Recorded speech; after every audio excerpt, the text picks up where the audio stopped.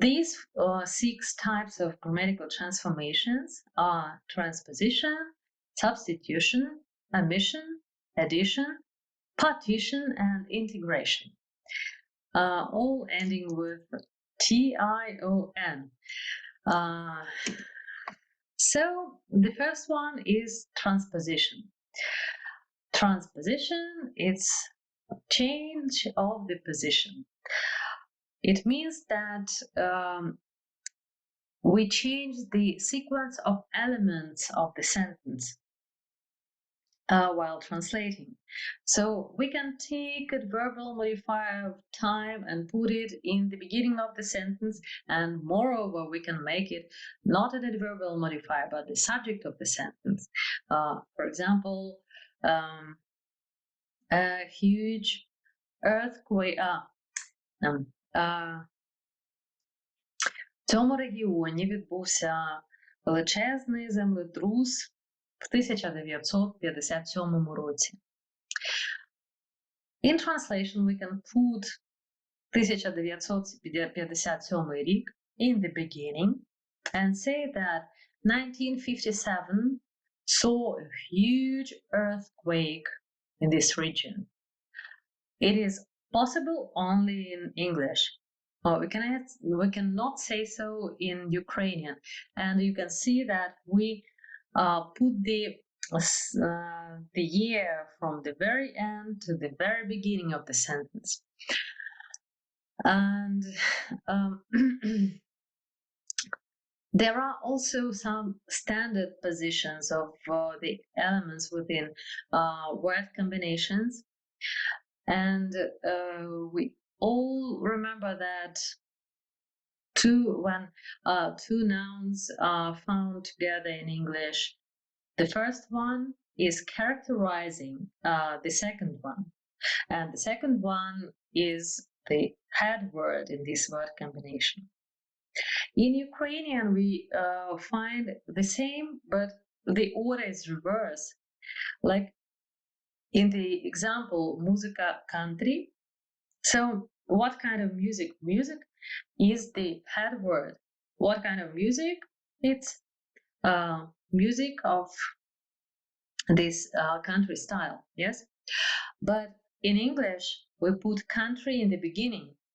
Then this word characterizes music, and music becomes the head word. But there is a good example of that with the boy entering a room. It is a classic example. In Ukrainian, two sentences. Хлопчик зайшов в кімнату. І в кімнату зайшов хлопчик have different meanings. Though it is approximately the same, but these meanings are expressed in English with the help of the articles. В кімнату зайшов хлопчик. Якийсь хлопчик. The boy we haven't heard about yet. Something new, some new information is found in the end of the sentence in Ukrainian. While translating into English, we use the indefinite article and say, a boy came into the room. So the same idea of the new information about some new boy we haven't been told about, we haven't heard about him, and we haven't talked about him. So this information comes in the beginning of the sentence with the help of, this idea of novelty is expressed with the help of the article. If we say хлопчик зайшов у кімнату, the fact that the word хлопчик is found in the beginning of the sentence gives us an idea that this is a boy, the boy told about in the previous text, or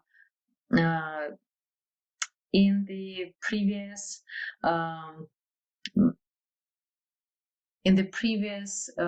situations, and it is a certain boy, definite boy. In English, we use the same sentence structure as in the first sentence. A boy came into the room. We say the boy came into the room. So you can see that because in English, words don't have endings, and it may be confusing if we transform the sentence completely and don't put subject, then predicate, then object, and so on, as it should be traditionally done.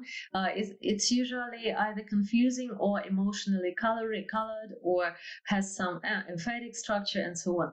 But in Ukrainian, this change of word order doesn't give a lot of confusion or new information about this the contents, but we can use this for understanding if the information is new or old. It's called theme and dream, but I don't want to overload you with terminology. Next one is substitution, and the name speaks for itself. It is replacement of a grammatical form in the source language by another form in the target language. And of course, it falls into several subtypes. And here you can see some of them. We've already talked about the change of the part of speech, and it is quite a common thing to do and sometimes necessary thing to do. Especially you remember that we've got a lot of verbal nouns in Ukrainian which make the sentence hard to read and hard to perceive even in Ukrainian. But if translated into English, it violates stylistical rules, and that prevents people from understanding the sentence completely. And that is why verbs are usually helpful here. And if we transform verbal noun into a verb or some gerund, infinitive, or participle sometimes, it is very good for the translated text. We've already talked about active and passive, and mostly the direction is from changing active in Ukrainian into passive in English. Remember that it is because it is more frequently used, it is more common for English, and there are more situations when it should be applied. Next subtype is the change of the sentence type. You've already seen in example how interrogative, declarative sentences translated with the help of the interrogative. Okay, well, how it turns into a question.